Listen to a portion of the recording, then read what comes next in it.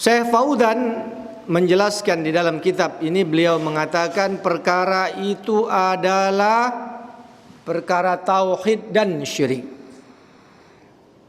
Ya, kebanyakan manusia jahlu bitauhid wal jahlu bisyirik. Ini yang menimpa dan ini kenyataan. Ya, kaget diceritakan oleh beliau bagaimana kondisi masyarakat dulu dan sekarang ini dah katik bedanya. Ya, tak ada bedanya. Yang paling menonjol adalah adanya kesamaan antara dulu dan sekarang. Mereka merasa aman dengan masalah syirik ini. Ya, tidak memberikan perhatian atau proteksi yang besar. Kalau lah masuk Islam, ya sudahlah, aman lah itu. Tak mungkin lagi kita nak tersungkur ke syirik. Ya. Dan ini ditambahi dengan subhat-subhat yang dilontarkan oleh orang-orang yang dianggap ngulama. Ya, dianggap ngulama, ngustad. Mereka melontarkan subhat-subhat sehingga akhirnya jatuhlah mereka kepada kesyirikan. Wahwal jahlu bitauhid wal jahlu bisyirik. Sebagian manusia mereka tidak mengetahui tentang tauhid yang benar, juga syirik yang benar. Kategori benar apa? Kaidahnya apa? Mano katik ini? Tak katik hadiahnya. Jadi tak galak jawab galo, menado hadiahnya gancang. Kategori benar apa? Apa yang dikatakan Imam Syafi'i? Nah, sudah diunjuk. Apa yang dikatakan Imam Syafi'i? Standar kebenaran. Banyak orang mengatakan kami telah bertauhid dengan benar ini. Kami telah menjauhkan syirik dengan benar. Nyatanya tidak sesuai standar. Nah, apa standarnya itu? 20.000 apa? Jadi juga lagi minta sama akhi boy panitia. Apa standarnya yang dikatakan Imam Syafi'i? Hah?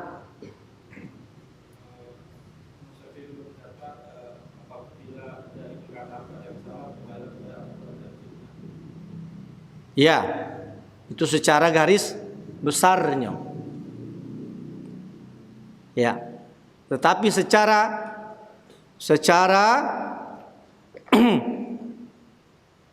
khususnya lebih spesifik lagi, sesuatu standar yang diinginkan kebenaran itu adalah sesuatu yang diinginkan oleh Allah dan Rasulnya.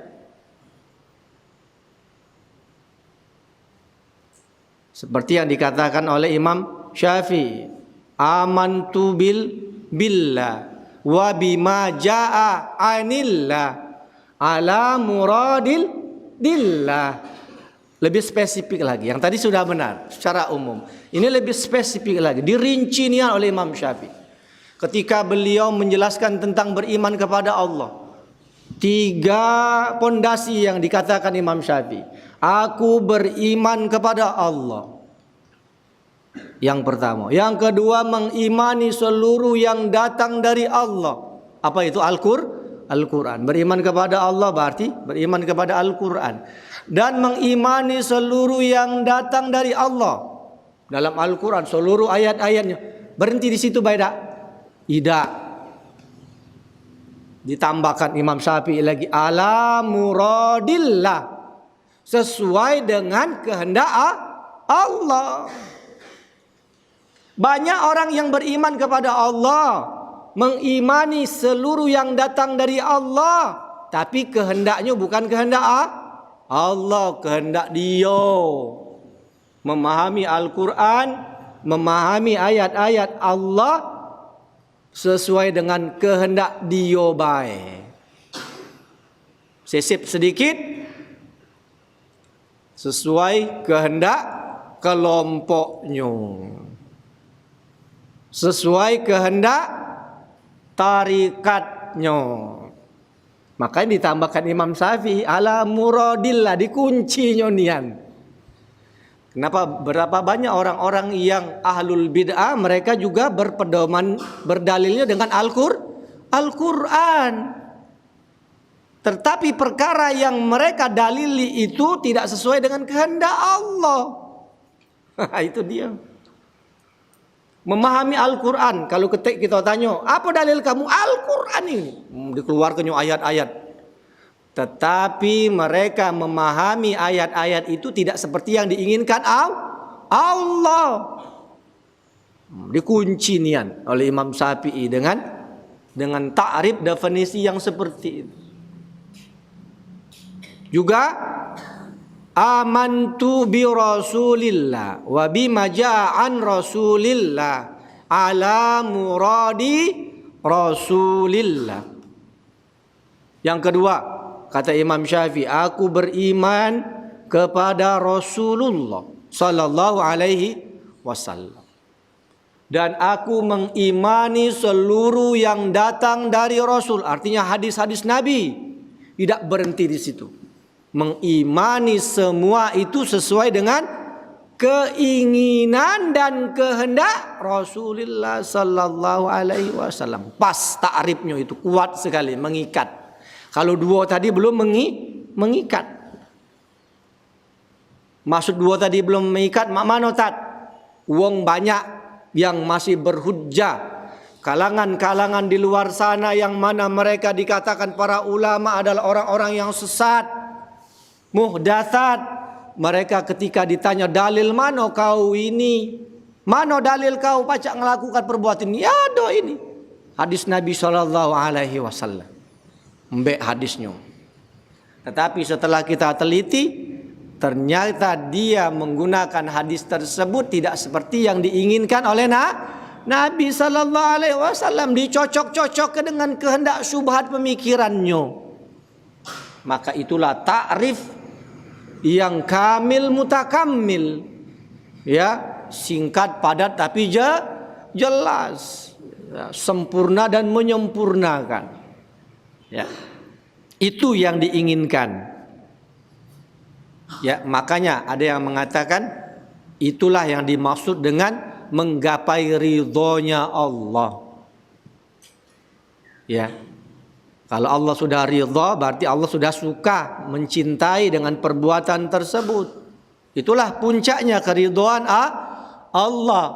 Beriman kepada Al-Quran sesuai dengan yang Allah ridho dan mengimani apa yang datang dari Nabi sallallahu alaihi wasallam sesuai dengan apa yang diridhoi oleh Nabi kita Muhammad sallallahu alaihi wasallam. Selanjutnya, hadza wallazi awqa'a katsiran minan nas fi dhalal wa huwa annahum yaj'aluna at-tauhid as-sahih wa yaj'aluna asy-syirka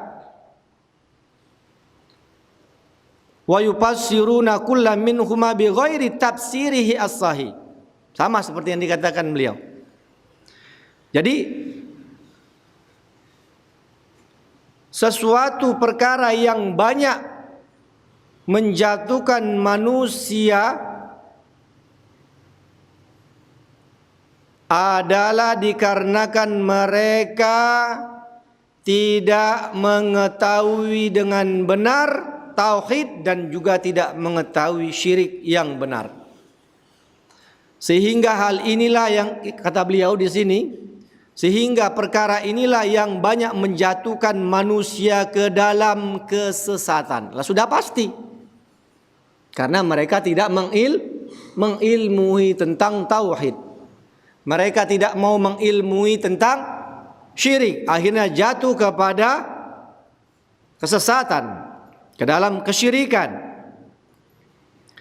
Mereka tidak mengetahui tauhid as-sahih. Bagaimana sih definisi tauhid yang sahih tersebut? Maksud tauhid yang sahih di sini yang benar adalah sesuai dengan apa yang diinginkan Allah dan Rasul, dikembalikan kepada kaidah tadi. Ya. Karena orang juga mengatakan kami bertauhid. Lihat, topi kami tulisannya la ilaha illallah. La syakka wala raib. Baju kami di belakang tak terjinguk apa kau? Besarnya tulisan la ilaha illallah, belum bendera yang aku bawa. Iyo. Ya. Tetapi rupanya di belakang mandi ke keris. Payo pegang ke ini aku. Nak kemana kau? Pegang ke sebentar. Nak ngencing dulu pas dijinguk. Jimat. Ngapa nak dibawa baik? Pakai kakas ini masuk ke dalam. Oh jangan. Bahaya. Itu. Bahaya. Baca kena haji-hajinya gitu. Benderanya besar tadi dibawa-bawa hitam. Ada yang putih segala macam. Tetapi ya jahaluna bitauhid. Bisyirk. Mereka tidak mengetahui hakikat tauhid dan syirik. Ya. Sehingga apa yang mereka bawa tidak memberikan banyak manfaatnya. Karena jahlu bitauhid wa jahlu bisyirk. Ya, karena mereka yufassiruna kullan minhuma bighairi tafsirihi as-sahih. Menafsirkan makna tauhid, menafsirkan makna syirik tidak sesuai dengan tafsir standarnya. Standarnya apa tadi? Allah dan Rasul menginginkan apa tidak? Itu pertanyaannya. Ya. Kami bertauhid. Wah, mengeluarkan dalil ini segala macam, tapi tauhidnya tidak sesuai dengan yang diinginkan oleh Allah dan Rasul. Maka ini tidak bermanfaat. Kami juga tahu syirik. Setelah dilihat ternyata pengetahuan tentang syirik tidak sesuai dengan keinginan Allah dan Rasul sallallahu alaihi wasallam. Ya. Hadza huwallazi awqa'a katsiran minan nas fil ghad wal kufr wasyirk wal bid'ah wal muhdatsat ila ghairi dzalika. Yang seperti inilah yang banyak menjatuhkan manusia ke dalam kesalahan. Karena salah menafsirkan tadi, akhirnya dengan tafsir-tafsir yang salah menjerumuskan mereka ke dalam kesalahan.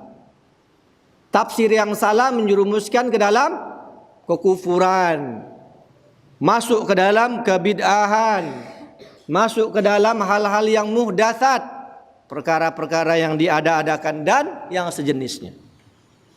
Ya. Kata para ulama, di antara yang bisa menjerumuskan ke dalam kesesatan adalah multitafsir. Ya. Multitafsir. Cara menafsirkan Al-Quran yang beraneka ragam. Tidak mengikuti standar yang telah dibakukan oleh Ahlus Sunnah wal Jamaah. Ya.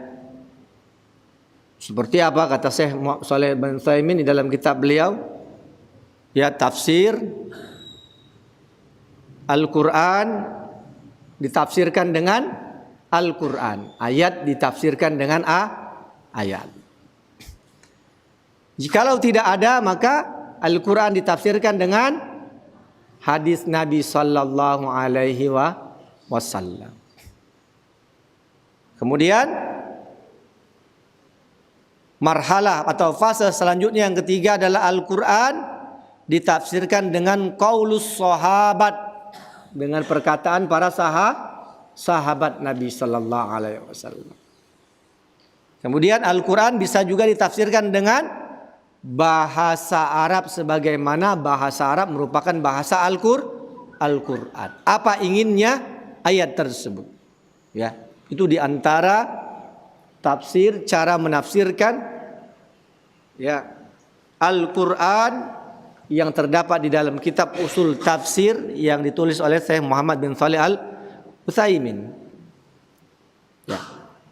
Dan ini merupakan standar yang telah ditetapkan oleh para ahlus sunnah wal jamaah. Sehingga tafsirnya adalah tafsir yang memang diinginkan oleh Allah dan Rasulnya. Ya, multi tafsir itu kalau disebut yang terkenal sekarang dengan apa? Green area green. Ya, area hijau.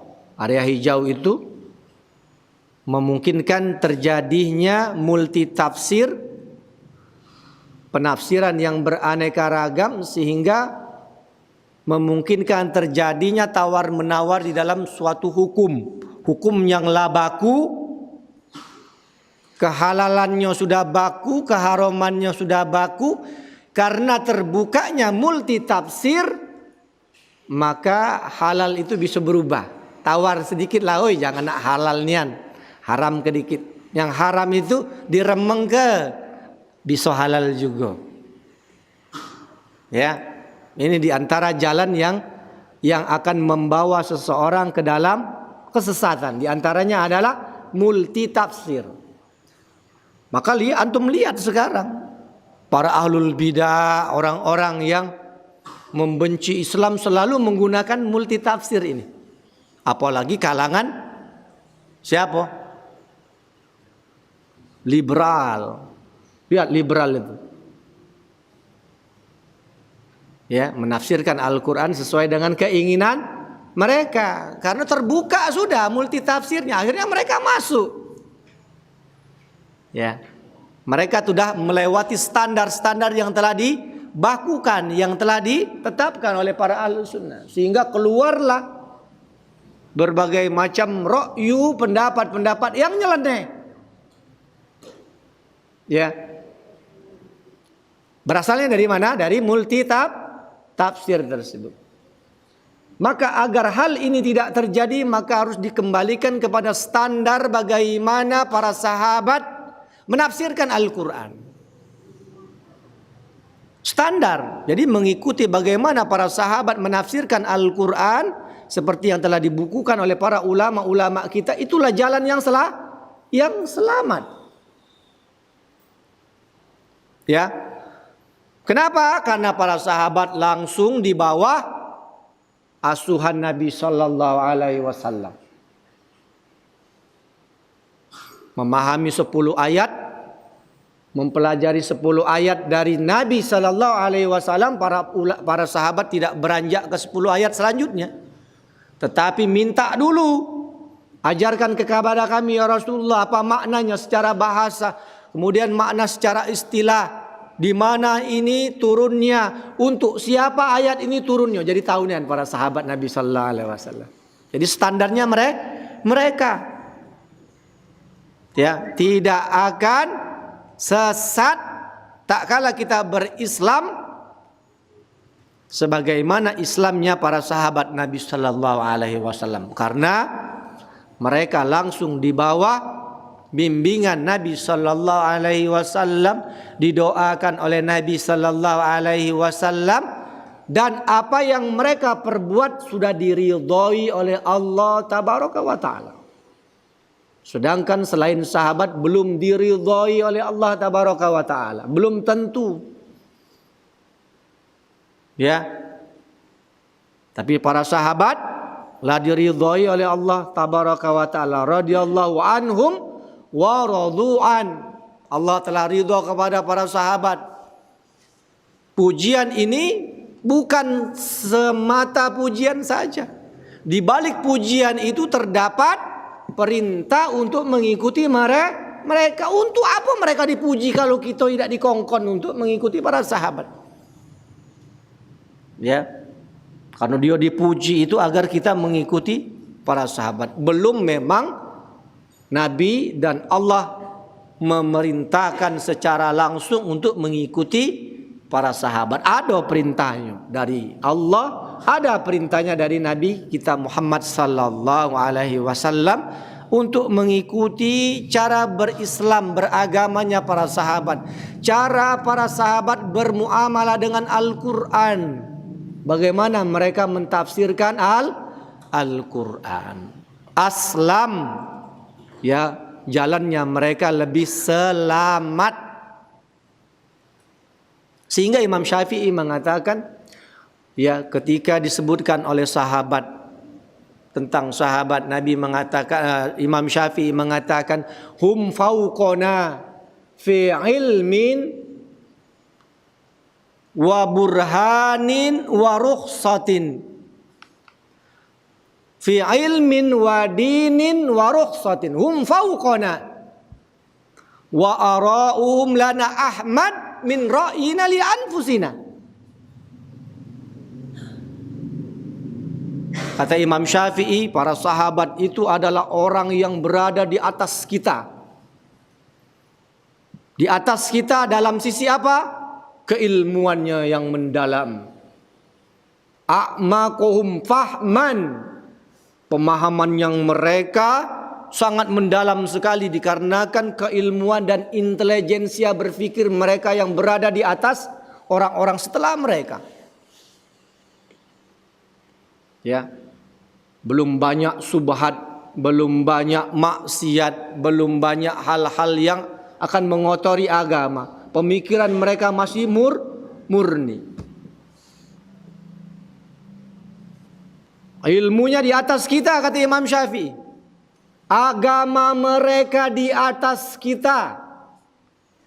Begitu juga rukhsahnya mereka, keringanannya di atas kita, kata Imam Syafi'i. Sehingga beliau mengatakan wa ara'uhum lana ahmad, pendapat-pendapat mereka lebih kita dahulukan daripada pendapat kita untuk diri kita sendiri. Jadi mengambil pendapatnya para sahabat Nabi sallallahu alaihi wasallam, kata Imam Syafi'i, Ahmad lebih terpuji, harus lebih didahulukan ketimbang pendapat-pendapat kita. Lihat, karena mereka langsung dibimbing oleh Nabi sallallahu alaihi wasallam kemana ayat tersebut diarahkan, diberitahu Nabi sallallahu alaihi wasallam tentang apa asbab nuzul ayat tersebut, turunnya ayat, diberitahu kepada mereka. Untuk siapa ayat ini turun, dikasih tahu oleh Nabi sallallahu alaihi wasallam. Ta'allamna asyra ayatin walam nujawizha hatta nata'allama ma fiha minal ilmi wal amal. Sehingga kata para sahabat, kami mempelajari 10 ayat dari Nabi sallallahu alaihi wasallam dan kami tidak meminta untuk tambah 10 ayat lagi sebelum kami mengetahui dari 10 yang telah kami pelajari tersebut ilmunya. Setelah mengilmuinya, kami amalkan 10 ayat tadi. Kalau itu berkenaan tentang perintah, perintah itu kami lakukan dulu, kata sahabat. Jikalau 10 ayat itu melarang tentang dari suatu perbuatan, maka kami tinggalkan. Setelah kami mengilmuinya dan amal, lihat, ilmu dan amal. Ya, itulah pondasi Ahlus Sunnah. Ilmu dan amal, ilmu dan amal. Tidak beramal dulu tanpa ilmu, tidak berilmu kemudian tidak mengamalkan, tapi ilmu amal. Setelah ilmu dan amal, baru kami datang lagi kepada Nabi sallallahu alaihi wasallam minta 10 ayat lagi. Ajarkan ya Rasulullah 10 ayat. Ya. Dan begitu selanjutnya, begitu seterusnya sampai meninggalnya atau wafatnya Nabi sallallahu alaihi wasallam. Dan fenomena seperti ini, cara pengajaran taklimnya Nabi sallallahu alaihi wasallam ini diturunkan juga kepada Ibnu Abbas untuk mengajari kepada para sahabat-sahabat yang lain. Ya, ini juga yang dilakukan oleh Ibnu Mas'ud, mengajarkan kepada sahabat-sahabat yang lain. Ini juga yang diajarkan oleh Ibnu Umar, mengajarkan kepada sahabat dan para tabi'in, tabi'ut tabi'in. Ya, metode inilah yang diajarkan oleh Nabi. Ya, lantas pantas baik Nabi mengatakan, khairun nas qarni tsummal ladzi yalunahum tsummal ladzi yalunahum. Sebaik-baik generasi adalah generasiku, kata Nabi sallallahu alaihi wasallam. Kemudian generasi setelahnya dan generasi setelahnya. Karena masa itu adalah masa keemasan di dalam berilmu, keemasan di dalam beragama, dan keemasan di dalam amal saleh. Tidak ada yang melebihi setelah mereka generasi selanjutnya. Ya. Kemudian kita lanjutkan. Wa dzalika bisababi adami ma'rifati ma amarallahu bihi min tauhidihi wa ta'atihi. Kenapa manusia jatuh kepada kesalahan, kekufuran, kesyirikan, bid'ah dan muhdatsat, kata beliau, yang demikian disebabkan tidak ada pengetahuan tentang tauhid dan bagaimana mentaati tauhid tersebut sebagaimana yang diinginkan, yang diperintahkan oleh Allah tabaraka wa taala.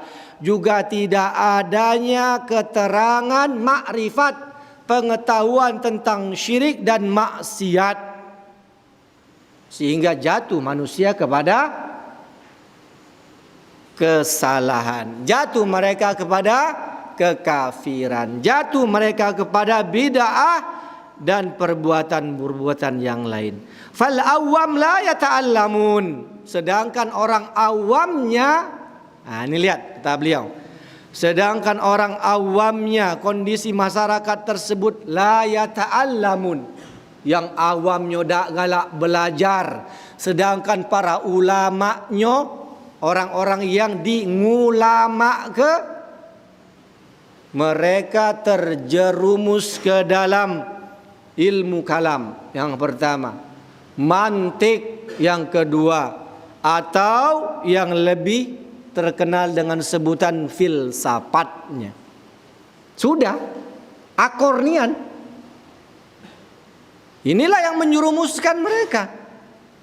Wong awamnya dak galak belajar, sedangkan ulamanya pada waktu itu sibuk dengan filsafat. Filsafat itu kola siapa? Qala siapa filsafat itu? Qala Allah, qala Rasul, bukan? Bukan. Qala fulan, qala fulan, qala fulan, qala fulan. Itu filsafat. Sehingga orang-orang yang dia belajar filsafat, ya. Dan ini banyak yang diakui. Kebanyakan mereka merasa malu untuk mengakuinya. Tetapi tidak sedikit dari ulama-ulama yang mereka menceburkan diri kepada filsafat, akhir hidupnya penuh dengan penyesalan, kebingungan. Bingung mereka. Tidak ada ketenangan. Mana nak tenang? Qala fulan, qala fulan, qala fulan, bukan qala Allah, qala Rasul, itu yang membuat tenang tuh. Qala fulan, qala fulanah, qala fulan, kila wa qol. Sehingga banyak mereka di akhir hidupnya menulis.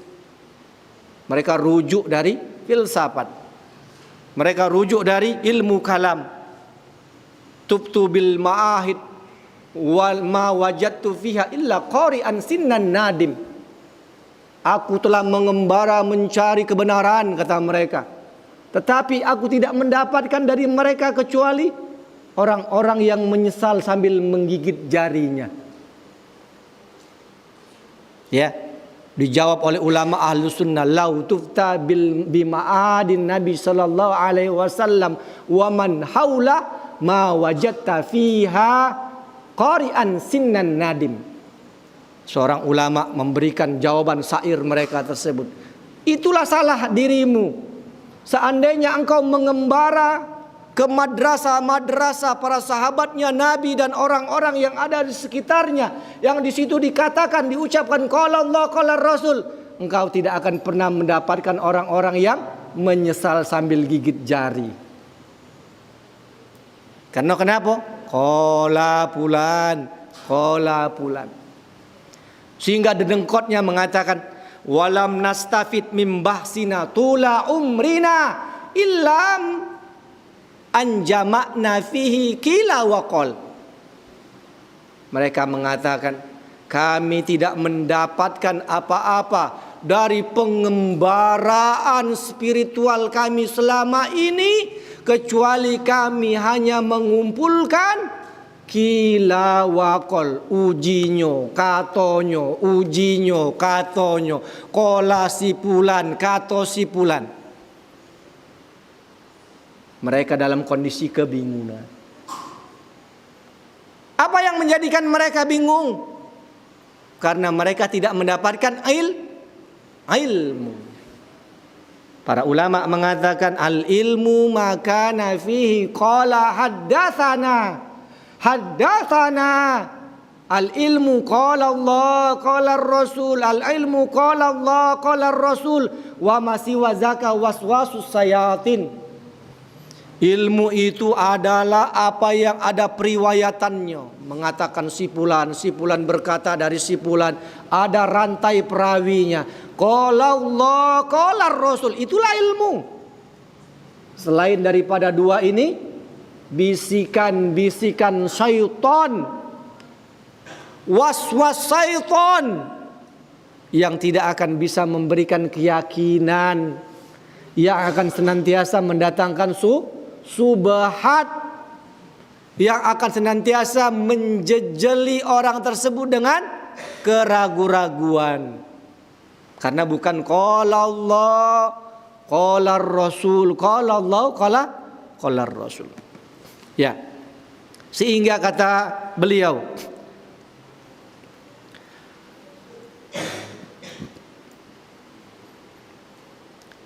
wahum banau alaihim aqidatahum wa huwa la yahiqqu haqqan la yuhiqqu haqqan wa la yubtilu batila, bal kama qala ba'dul ulama la yanfa'ul ilmu bihi wa la yadurrul jahlu bihi.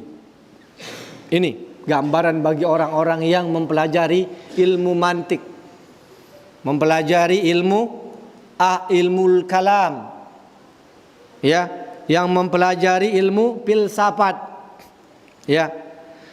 Mereka membangun akidah mereka tersebut di atas filsafat tersebut. Orang yang terbiasa dengan ilmu mantik akan membangun akidahnya di atas mantik. Orang yang bangun akidah biasa berbicara dengan ilmu kalam, maka dia akan membangun akidahnya di atas ilmu kalam. Orang yang biasa berinteraksi dengan filsafat, maka dia pasti akan membangun akidahnya di atas filsafat tersebut. Kalau filsafat itu adalah qala fulan, maka akidahnya juga qala fulan. Ya. Sehingga kata beliau, yang seperti itu tidak akan bisa membenarkan yang benar dan tidak akan bisa menolak menyalahkan yang batil.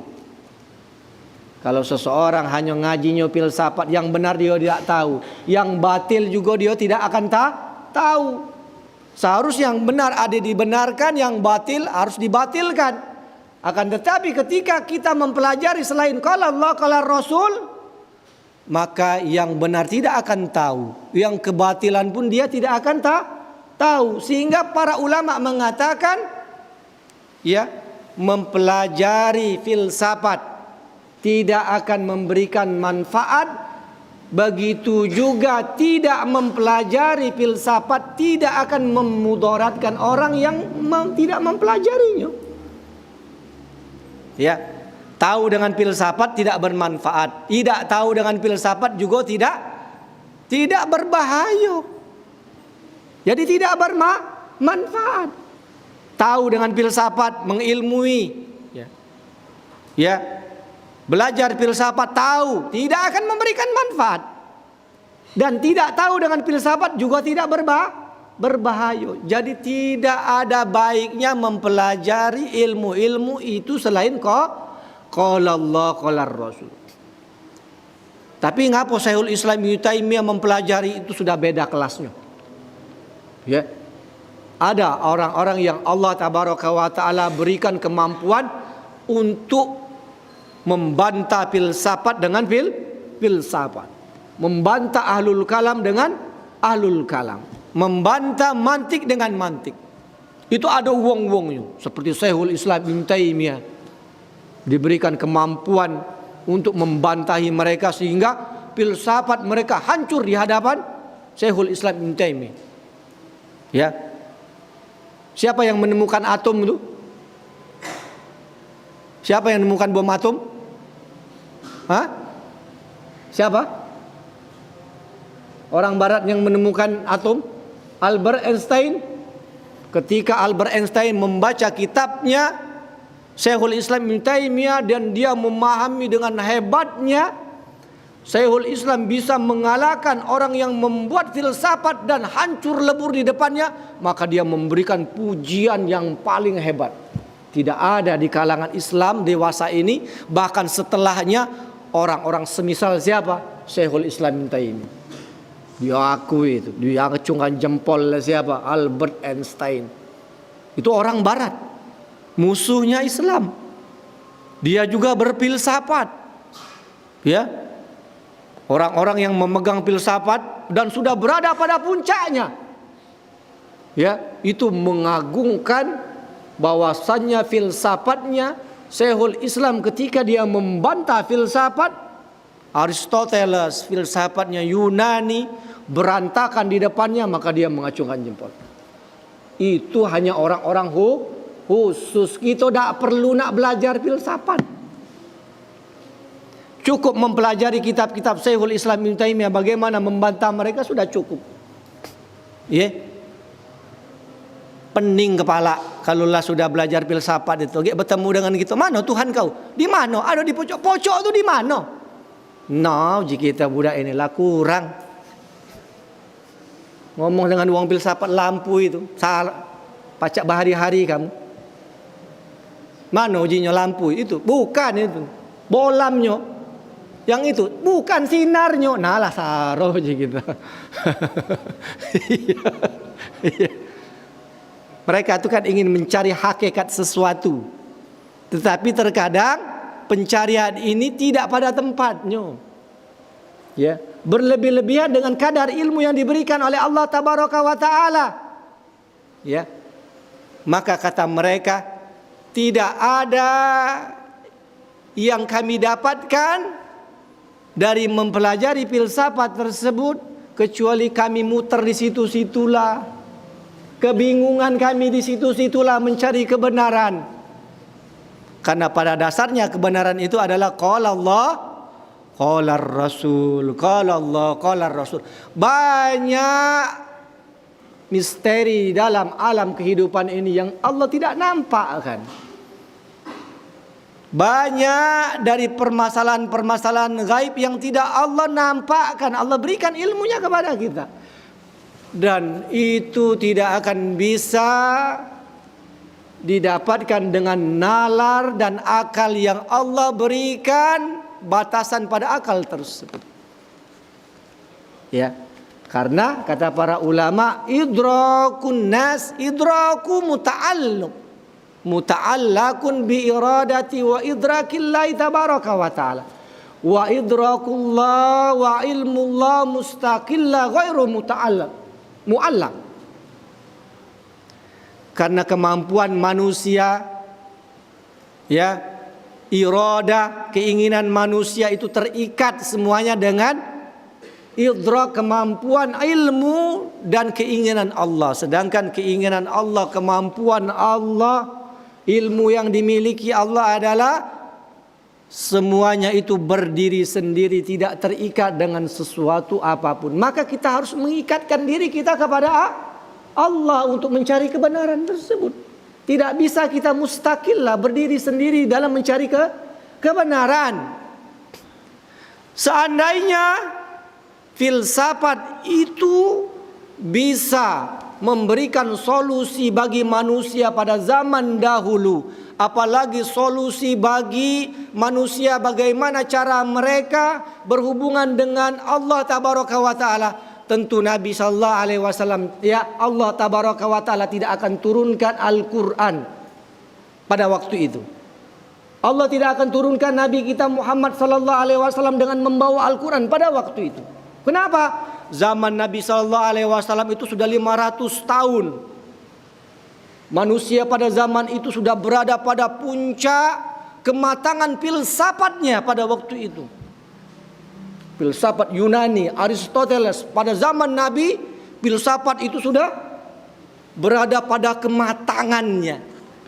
Jikalau filsafat bisa memberikan solusi, maka Allah tak akan menurunkan Nabi sallallahu alaihi wasallam dengan membawa Al-Qur'an.